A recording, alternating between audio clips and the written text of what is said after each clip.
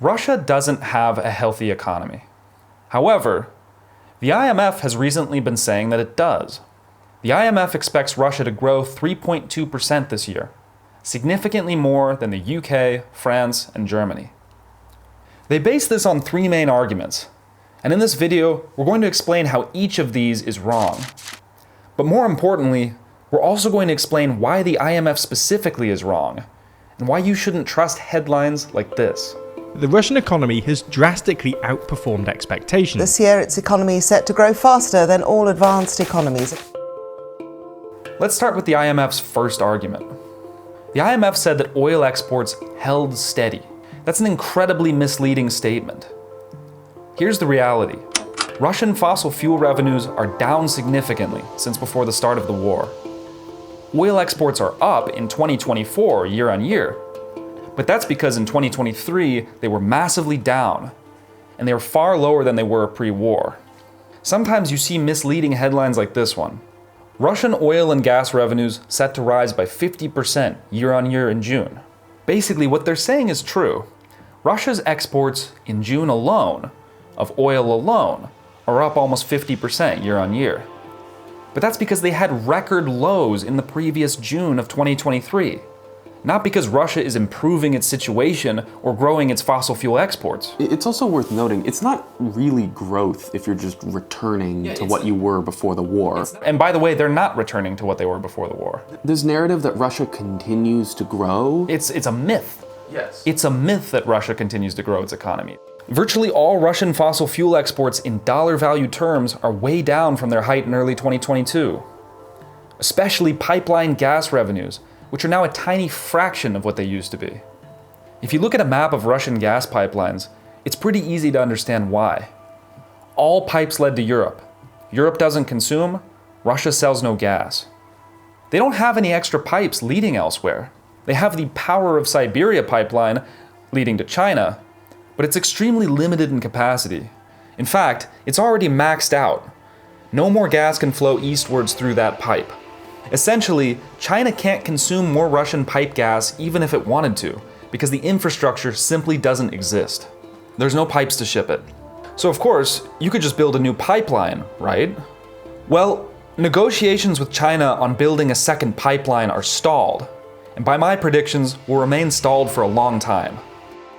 Especially as Russian fossil fuel infrastructure keeps winding up on the other end of high explosives.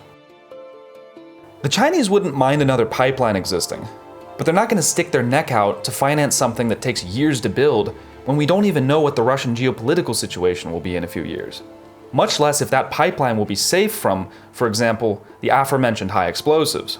I mean, what incentives does China have to spend a bunch of money on a pipeline that might not be useful, on a country that might not be stable, currently at war with a country that is very capable of hitting oil infrastructure? So the net result of all of this is that there's no place for Russian gas to physically go, which means it's just sitting in the ground, untapped, and Russian revenues suffer. Keep the following questions in mind when you watch this video. Is an economy healthy when it's spending 40% of its annual budget on the military, none of which will ever return? Is an economy healthy when its oil refineries are blowing up week in and week out, hiking prices by double digits and forcing an export ban? Is an economy healthy when it loses $300 billion in foreign assets overnight? Let's talk about Russia's other major buyer, India. Much of Russian oil trade goes to India. It's 41% of India's crude imports. And Rosstat made a deal with the Indians to make the oil payments in rubles at the denominated exchange rates, but of course for a huge discount. Basically, India only buys Russia's oil because they're offering a discount, and Russia is paying for that discount. By the way, the only way to transfer that oil to India is via internationally uninsured black market Russian shipping, which is more expensive. To make matters worse, Russian oil refineries are being constantly blown up and harassed by Ukrainians, a healthy export economy this does not make. As I'm writing this at the end of August, it seems like there's even more Russian refinery explosions everywhere. And they've reinstated the gasoline export ban, meaning Russia is further choking its own revenue supply from foreign buyers in order to satisfy domestic demand. Sometimes you'll see statements like, the costs of these attacks are not that expensive. But if you were to take two Russias, one with no war and no blown up refineries, and one with war and blown up refineries, then the former is obviously going to be more productive and profitable than the latter. How this can be spinned as Russia not suffering from the war is beyond me. Now that you know all of this, consider how much of the Russian state budget is dependent on revenue from fossil fuels. We're just going to leave this on the screen for a second. Russian fossil fuel revenues account for about 1/3 of the entire state budget. The revenue that the Russian economy derives from fossil fuel exports has halved since spring 2022. Source: the European Union. The EU basically doesn't say anything that concrete unless it's the bona fide truth. Okay, so we now understand a bit more about the Russian fossil fuel situation and how bad it is. They're making less revenue to spend. But if their GDP is growing, then they're spending it on something. The second IMF point. Let's talk about these supposed corporate and state-owned investments that are contributing to Russian growth. The best current analysis shows that the Russians are now spending more than 7% of GDP on the military, and Russian military spending now exceeds all social spending in the budget. I've even seen some serious estimates at as much as 8% of GDP. Among the highest in the world. The Russian government predicts a steady fall in the military budget over the coming years, but that would require them winning the war in Ukraine, which there's honestly no evidence that they're doing, certainly not at a speed that makes sense. When government spending skyrockets, even in the military, GDP will also conversely rise as well. Military products are also domestic products. The thing about military spending, though, is that it is entirely spent on unproductive assets. Actually, no, it's even worse than unproductive assets. It's spent on assets that will be literally blown up in a Ukrainian field, gone forever, forced to be replaced. There are also extra costs with that are disappearing into the void. Construction in occupied Ukraine, which might be totally lost if Ukraine takes back that territory. Mortgage subsidies for war veterans, and hefty sign-up bonuses for new volunteers in the army, which have increased massively in recent months as the Russians run out of people to fill the army with. None of this extra investment will provide long-term returns. Another thing this causes is a badly distorted labor market. Heavy spending by the Russian government on military production attracts workers away from actually productive sectors of the economy, making the long-term compounding problem worse. There was massive emigration of skilled labor that happened early on in Russia's war. Remember images of programmers and other high-skilled tech workers fleeing at the Georgian and Kazakh borders? The lowest of the low estimates for emigration from Russia are 1 million people, mostly going to be high-skilled, English-speaking, etc. In other words, the most productive parts of your economy, the people you do not want to leave. Brain drain. The Russian government is trying to spin this as a positive thing. Wages in Russia have been rising due to low labor supply and high demand. Their unemployment rate is below 3%, the lowest in the post-Soviet era. But in the long term, it's a disaster. It will slow down the growth of non-military businesses and choke them of any labor they can use to grow. The funding of the military is artificially subsidizing the cost of labor and creating a massive distortion, one that drags people away from productive businesses. In effect, funding the military cannibalizes other portions of your economy.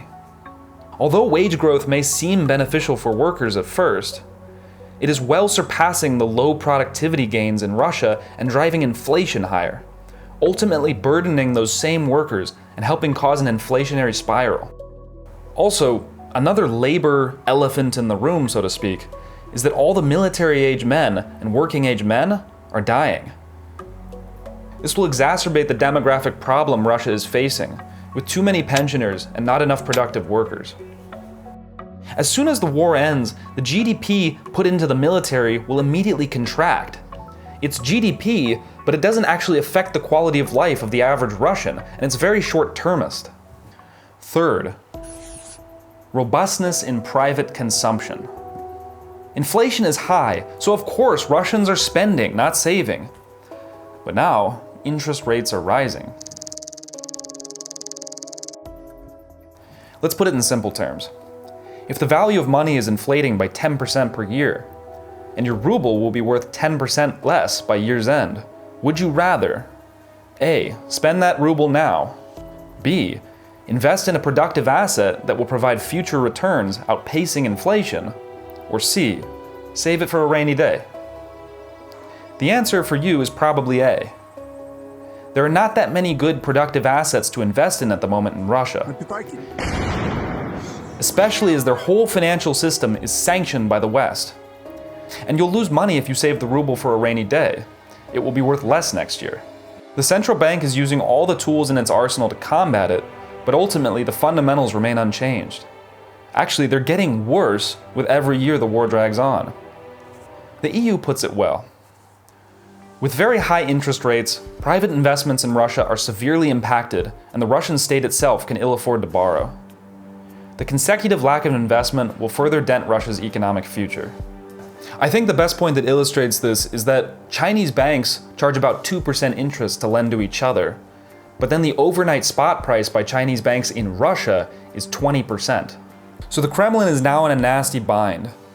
It can't cut military spending, or else risking losing the war in Ukraine.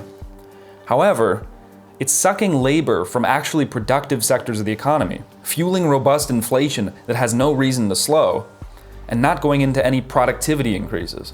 In other words, the economy is now very, very distorted. When this war ends, and it eventually will, whether it's 10 months or 10 years from now, the Russian economy is going to be in the gutter. Inflation would get far worse after the war, when unproductive military industries need to be converted back into spending on an actual economy. Wait, so why was the IMF so wrong? The IMF primarily relies on data provided by national statistics agencies. Or in other words, they're mainly working off of what Rosstat, the Russian state statistics office, says. I can't imagine there's any conflicts of interest there. Countries normally have little incentive to lie in their statistics agencies. Russia is the exact opposite. Normally, misreporting data that is eventually found out or corrected will cause the country to lose credibility, thereby spooking investors, banks, credit agencies, etc. Russia is already not doing that great with international credibility at the moment. They have a lot more pressing matters to attend to. Markets could react negatively if lies are found out, but Russia's markets are tightly controlled right now, basically not allowing a short or medium-term collapse. Russia has war incentive to keep its population in normalcy. It helps to maintain public order, contain panic, and keep Putin's regime in power for now. Russia is turning into a police state. Control of media is increased, YouTube is now banned, dissenters are put in jail. Basically, there's no reason for Rosstat not to lie. Especially if that gets called the IMF opinion, a branch of the UN, and then the BBC publishes the headline uncritically looking like this. Others have also warned of low credibility at Rosstat before. So as 8 European finance ministers jointly put out in July, Russia is lying about its strong economy.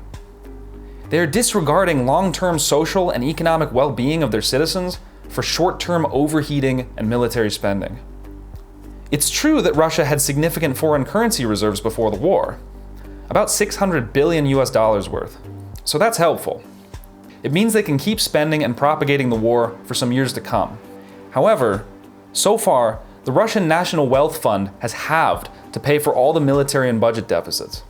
Meanwhile, hundreds of billions of dollars of Russian assets that were seized by the West are now being put to work against Russia. Ukraine is receiving $50 billion in loans from the G7 with the Russian assets used as collateral, meaning essentially Russia's own money is now being used against it on the battlefield, forcing them obviously to spend more at home, thereby increasing their deficit and making everything doubly worse, all while costing nothing for Western countries. I can't get it. That's the biggest one to me. It's such an unsexy headline, but it's just, they built this wealth, lost it, and now it's being used directly to fight their own people in an unproductive war. In summary, Russia is spending more than pre-war. Russia is earning a lot less than pre-war. A much larger proportion of what Russia spends on is on unproductive military assets that get blown up in Ukraine. Inflation is rising, potentially out of control, especially when the war ends. And would you like to hold rubles? I certainly would not like to hold rubles. And Chinese banks agree. That all means that the Russian economy is an unsustainable ticking time bomb. Sooner or later, the Russian people will have to pay via a very large decrease in their living standards. I don't even care what Rosstat or the Russian government is saying. The fundamentals are really, really bad here. The idea of a growing Russian economy faster than Germany, France, and Britain, it's a distortion, it's a fantasy. And even funnier is that Russia's allied with Iran, which is like, for all intents and purposes, has the same economy as Russia. Like, they have the same economy. It's a gas economy with some high technology. They have nothing to trade between each other. But wait, didn't the United States also use massive wartime spending to slingshot itself after World War II into economic prosperity? Yes, but this is not going to be the case for Russia. First, we don't even know if Russia will win the war. My bet is no. And if you're the Russian government, it's a huge gamble. Second, the US invested in state-of-the-art machine tools, which private companies could then use after the war to increase their productivity. Russia doesn't have this. It's 2024, not 1944. It's mainly invested in low-tech, Soviet-era munitions and armored vehicles, not state-of-the-art economy slingshotting machines. Third, the US raised money via Liberty bonds, costing only a few percentage points in interest.